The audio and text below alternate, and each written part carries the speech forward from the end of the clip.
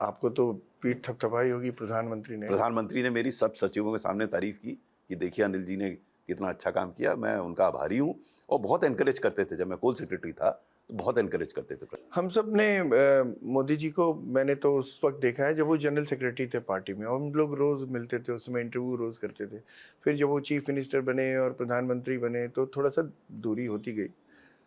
आप बतौर सेक्रेटरी, आपने कैसे, आपकी मीटिंग्स होती होंगी, how do you rate him हमारी एज अ प्राइम मिनिस्टर? बहुत रेगुलरली मीटिंग होती थी जी।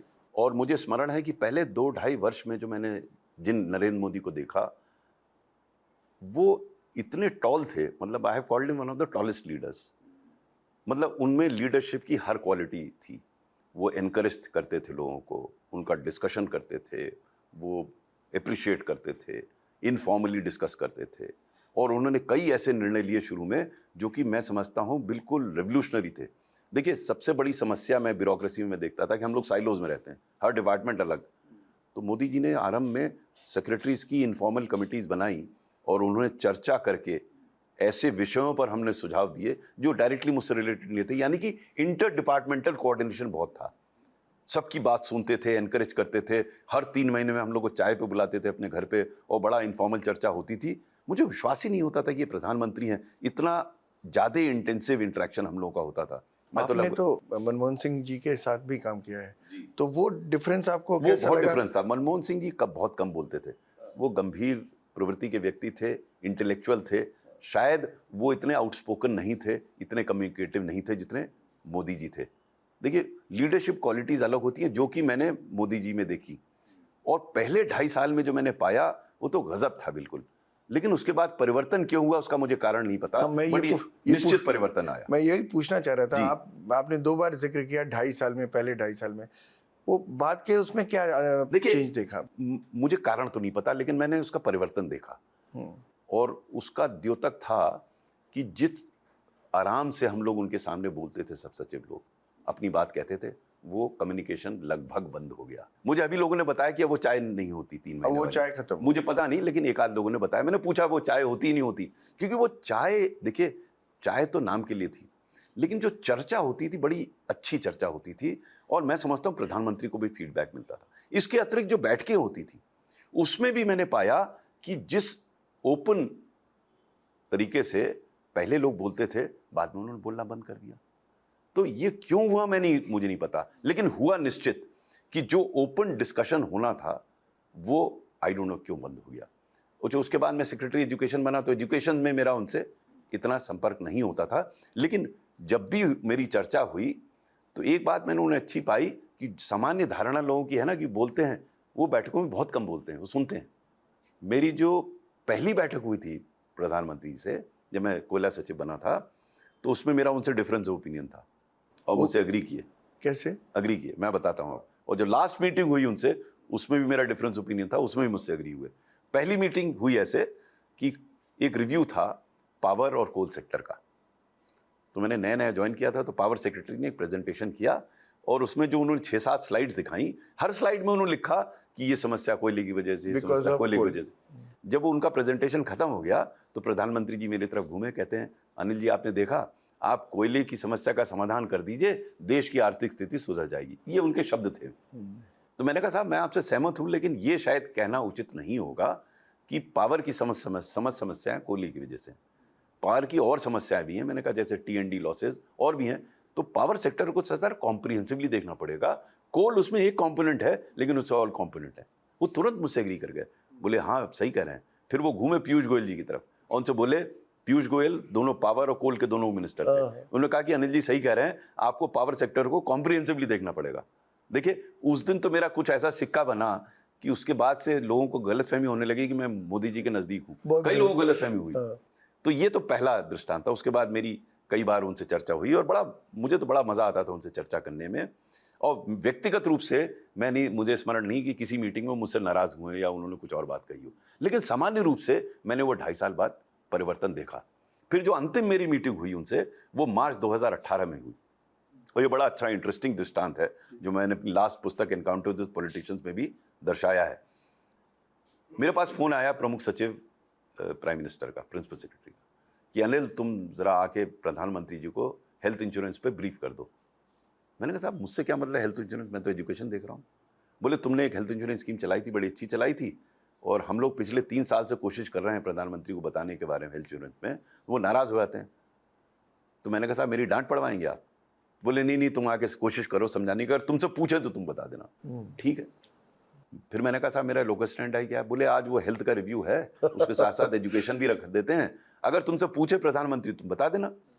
शाम को रेस कोर्स रोड पे बैठक हुई, हेल्थ सेक्रेटरी ने प्रेजेंटेशन किया, उन्होंने इंश्योरेंस पे किया। प्रधानमंत्री थोड़े नाखुश दिखे कि आप लोग क्यों इंश्योरेंस की हिमायत कर रहे हैं, जो सब गड़बड़ करते हैं। मेरी तरफ घूमे, मुझसे पूछा आपकी क्या राय है, आप रहे हैं इंश्योरेंस में? तो फिर मैं करीब 15 मिनट बोला, और मेरी वही राय थी जो कि हेल्थ सेक्रेटरी की थी, लेकिन मैंने उसका प्रस्तुतिकरण थोड़ा सा भिन्न किया। मैंने उनको समझाया कि क्यों आवश्यक है इंश्योरेंस की। थोड़ा विस्तार से हो जाएगा इसलिए मैं नहीं बता रहा हूं, लेकिन मैंने उनको समझाया। 15 मिनट बाद जब मैं बोल लिया और एक टक सुनते रहे, बिल्कुल डिस्टर्ब नहीं किया मुझे। उसके बाद वो कहते हैं हाँ अनिल जी सही कह रहे हैं। उस दिन आयुष्मान भारत पैदा हुई। आयुष्मान भारत का नाम बाद में पड़ा, लेकिन वो अग्री किया कि इंश्योरेंस होना चाहिए। वो बड़ी इंपॉर्टेंट पॉलिसी थी। हाँ। इस वजह से मैं कह रहा हूँ कि अगर आप थोड़ा सा टाइम नहीं, थोड़ा सा अगर देखिए आप, मैं आपको बताता हूँ कि मैंने उनको क्या बताया इंश्योरेंस के बारे में। मैंने उनको बताया कि 2-3 कारण हैं जिसकी वजह से इंश्योरेंस से लाभ होगा आपको। पहला तो ये कि इंश्योरेंस कंपनी प्रीमियम को बिड करेगी, तो साल के शुरू में ही आपको क्लियर हो जाएगा आपकी लायबिलिटी कितनी, यानी कितना आपका पैसा जाना है। हॉस्पिटल के बीच में होगा जो पेमेंट करना है, और क्योंकि ये कॉम्पिटिटिव बिडिंग होगी तो मान लीजिए एक बार ज़्यादा भी हो गया प्रीमियम, अगले साल एडजस्ट हो जाएगा, वो कम हो जाएगा प्रीमियम। दूसरा मैंने कहा कि अगर आप हॉस्पिटल को सीधे पे करेंगे, सरकार जैसे आप गरीब आदमी को हेल्प करना चाह रहे हैं कि वो इंश्योरेंस वो जाके हॉस्पिटल में उसको मुफ्त इलाज मिले, तो उसका तरीका एक तो ये है कि हम उसके हाथ में पैसा दे दें, वो चला जाए हॉस्पिटल। दूसरा ये है कि हम हॉस्पिटल को पैसा दे दें, और तीसरा ये है कि हम इंश्योरेंस कंपनी को पैसा दें, वो हॉस्पिटल को दे। तो मैंने कहा इन तीनों प्रकरणों में अगर हम उस गरीब आदमी को पैसा दे देंगे, वो तो हॉस्पिटल लूट लेगा उसे, हॉस्पिटल को तो वो क्या डिबेट करेगा उसके साथ, है ना। फिर अगर हम हॉस्पिटल को पैसा देते हैं तो हॉस्पिटल वाला एक किसी अफसर को यहाँ कल्टिवेट कर लेगा, वो पैसा लेता रहेगा। आप इंश्योरेंस कंपनी को देंगे तो एक बिजनेस कॉन्फ्लिक्ट रहेगा, यानी इंश्योरेंस कंपनी को तो प्रीमियम मिला हुआ है, वो तो ठोक बजा के देगा हॉस्पिटल को पैसा। वही मैंने कहा कि देखिए इससे जो इतनी इंक्वायरी होती है वो नहीं होगी, क्योंकि फिर आप जज होंगे between insurance company and hospital, आप डायरेक्टली इंगेज नहीं होंगे। वो सहमत हो गए, ही अग्रीड। या वो तो शुरू में तो ये तक बात होने लगी कि हमें यूनिवर्सलाइज कर दें आयुष्मान भारत को। आयुष्मान भारत नाम बाद में आया। जो मैं निकल रहा था बाहर पीएम के घर से, तो जॉइंट सेक्रेटरी पीएमओ ने मुझसे पूछा कि सर आपको तो पता था नाराज हो जाते हैं, फिर भी आपने अपनी बात कह दी। मैंने कहा देखो यार, मुझे ना इनसे अभी कुछ चाहिए, न रिटायरमेंट के बाद कुछ चाहिए। मैंने जो ठीक समझा इनको बता दिया, इनको समझ में आती बहुत बढ़िया, नहीं आती तो बहुत बढ़िया। लेकिन मैंने ये पाया कि अगर आप अपनी बात सही तरीके से प्रधानमंत्री के सामने रखें, लॉजिकली प्रस्तुतिकरण, तो अगर बहुत सपोर्ट करते थे। अब दोनों ही बातें हैं, अधिकारियों ने क्यों बोलना बंद कर दिया? क्योंकि मैंने अभी रिसेंटली लिखा इस बात को, और ये मैं पहले भी कहता था कि इतने टॉल लीडर हैं, इतने परिपक्व लीडर हैं, फिर वो इतने भाषणों में तथ्यात्मक रूप से त्रुटिपूर्ण यानी कि फैक्चुअली इनकरेक्ट बातें क्यों कहते हैं? मेरा प्रश्न है, क्योंकि ये अपेक्षा करना किसी प्राइम मिनिस्टर से कि वो सब फैक्ट वेरीफाई करे तो उचित नहीं है। जैसे मतलब जो देता है उनको फीडबैक अब मुझे पता नहीं, देखिए मुझे अंदर की प्रक्रिया तो पता नहीं। मैं मुख्यमंत्रियों के साथ रहा हूं, 2 मुख्यमंत्रियों के साथ, तो हम वहां पर तो स्पष्ट रूप से मुख्यमंत्री को ब्रीफ कर देते थे कि साहब ये फैक्चुअली इनकरेक्ट है। तो अगर मान लीजिए एक बार गलती हो भी गई तो अगली बार नहीं करते थे। लेकिन यहां पे देख रहा हूं रिपीटेड गलतियां हो रही हैं। ये मैंने पहली बार नोटिस किया 2017 में 15 अगस्त को, मुझे याद है स्मरण, प्रधानमंत्री वहां से रेड फोर्ट से भाषण दे रहे थे, हम लोग बराबर में ही बैठे थे सेक्रेटरीज एनक्लोजर में। तो कई सारी चीजें मुझे तथ्यात्मक रूप से त्रुटिपूर्ण लगी, तो मैंने प्रिंसिपल सेक्रेटरी को एसएमएस किया कि साहब ये फैक्चुअली इनकरेक्ट है। और फिर मैंने उनसे बात भी की, मैंने उनसे कहा कि साहब प्रधानमंत्री जी को बताइए कि साहब ये नहीं है। अब मालूम नहीं बताया नहीं बताया।